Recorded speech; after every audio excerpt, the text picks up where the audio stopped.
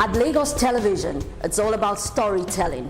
And when others are silent on the issues bothering on the center of excellence, we remain committed. You're watching Lagos Television, the voice of Lagos.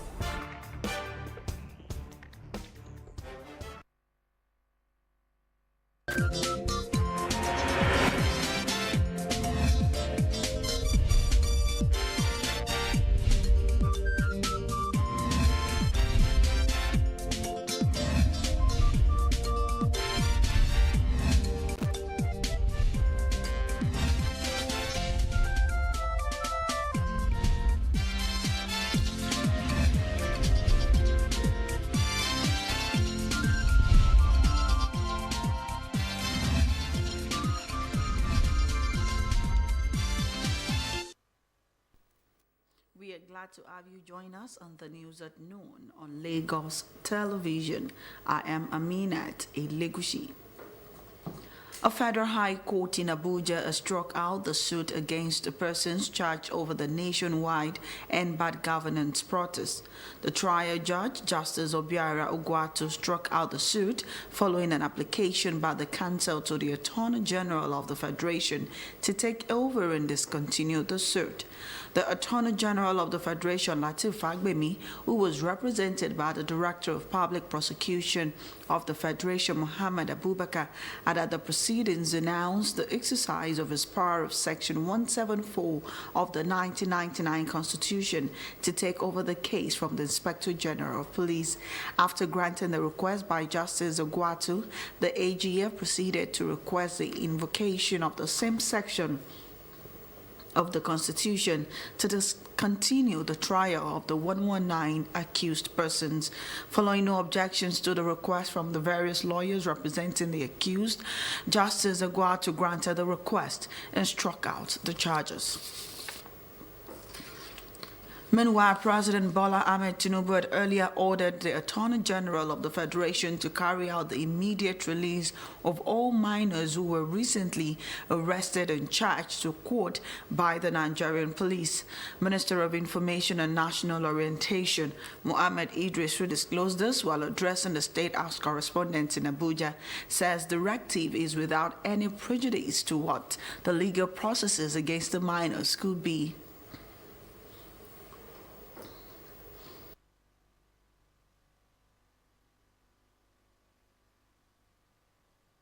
President has directed that these children, these minors, be released immediately.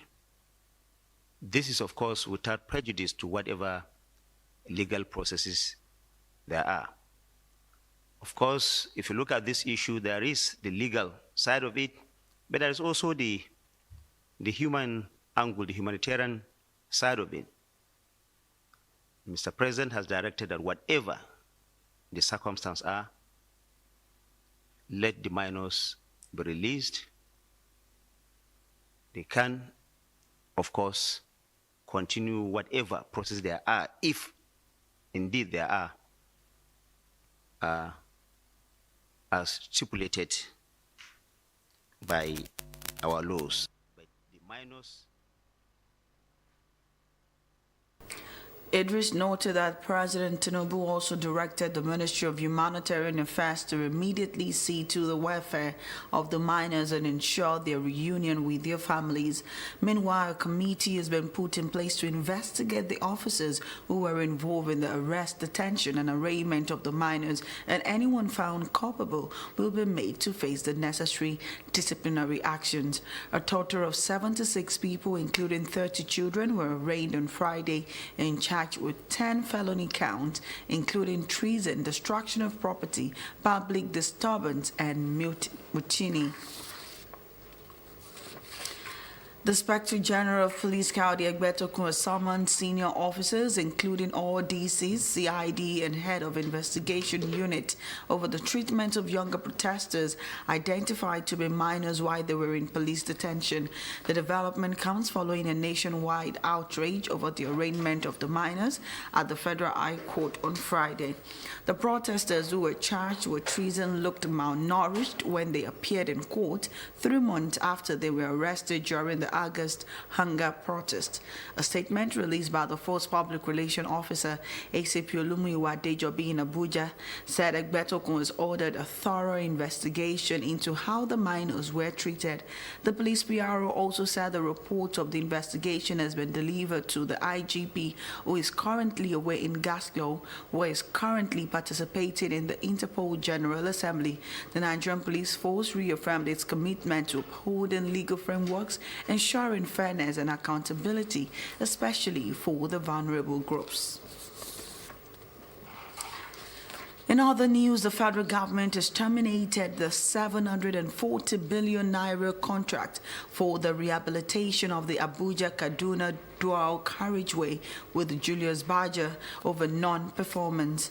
Minister of Works David Umahi laments the delay in mobilizing to the site despite the approval of 740.79 billion naira for the completion of the 82-kilometer section 2 of the road by the Federal Executive Council, which is causing untold hardship to road users.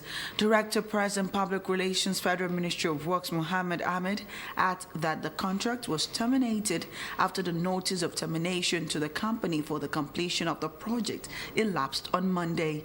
Due to the socio-economic importance of the road as a vital artery connecting Abuja to the north, the ministry conveyed the approval for a final offer on Abuja-Kaduna Way to the company, but rather than accepting the offer, the company tinkered with abuse of quantities as well as that of engineering measurement and evaluation.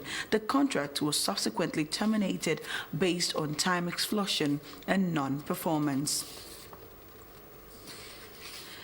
The Minister of Works, David Umahi, says the ministry will disburse final compensation payment to those affected by the Lagos-Calabar Coastal Highway construction within the next 10 days. Umahi stated this at the National Assembly Joint Committee on Works and the Federal Ministry of Works stakeholders meeting on the ongoing Lagos-Calabar Coastal Highway project to address gray areas in the construction process. Joshua Murakinyo has the details. There has been over 3 stakeholders' engagement. This is different. Members of the National Assembly are here too. Dispelling insinuations, setting the ball straight and getting clarity, especially from aggrieved stakeholders, is the reason for this gathering. I assure you, the President remains well for all of us. The Federal Ministry of Work diligently followed the guidelines set forth by the Federal Ministry of Environment and the provisions of the Environmental Impact Assessment Act 1992. But within the section of Section 29, there are procedures for compensation assessments. After speeches from experts on environmental impact assessment and valuers, the Minister of Works was ready to set the ball straight on some thorny issues on the Lagos-Calabar Coastal Highway.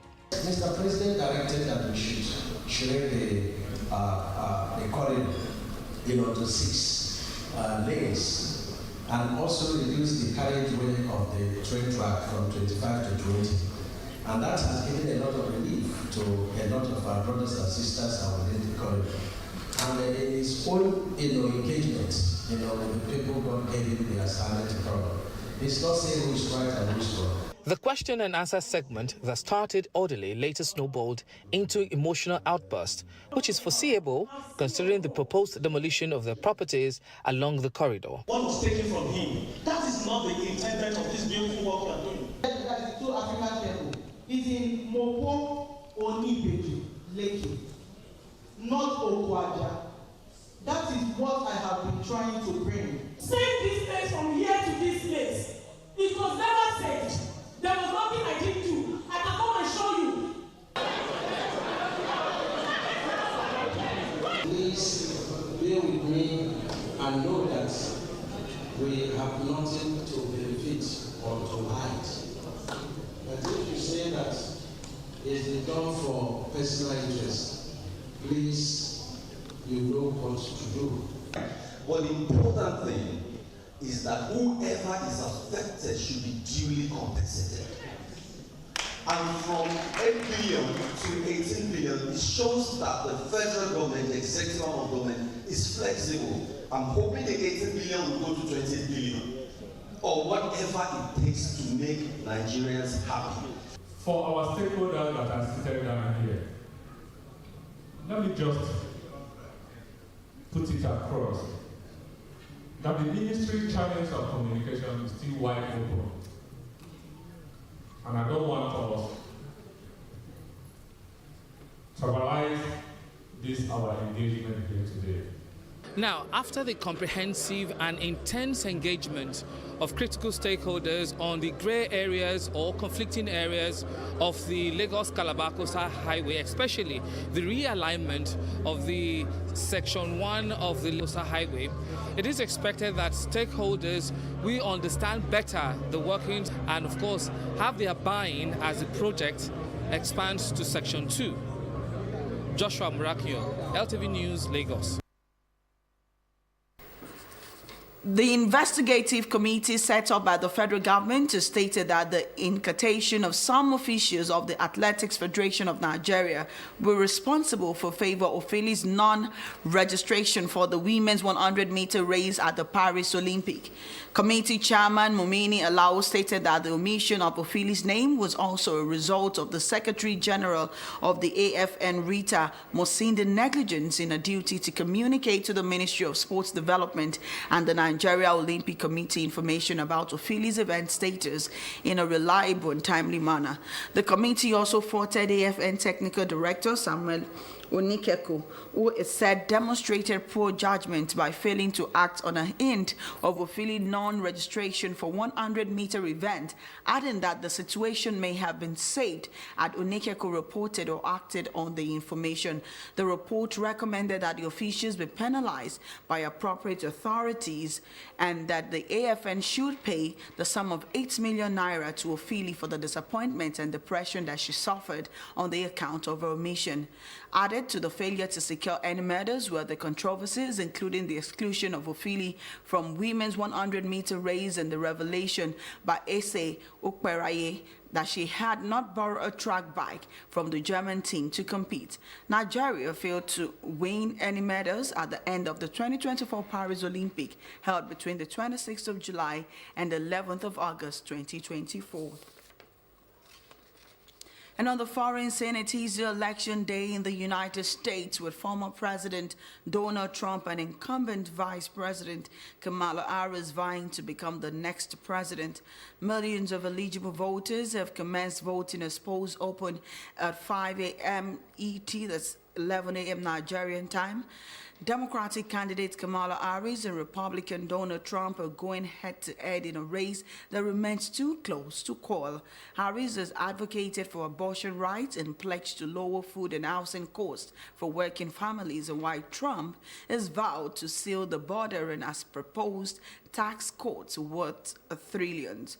Trump ended his campaign with a speech in Michigan, while Harris wrapped up in another swing state, Pennsylvania. We'll bring you details as it unfolds.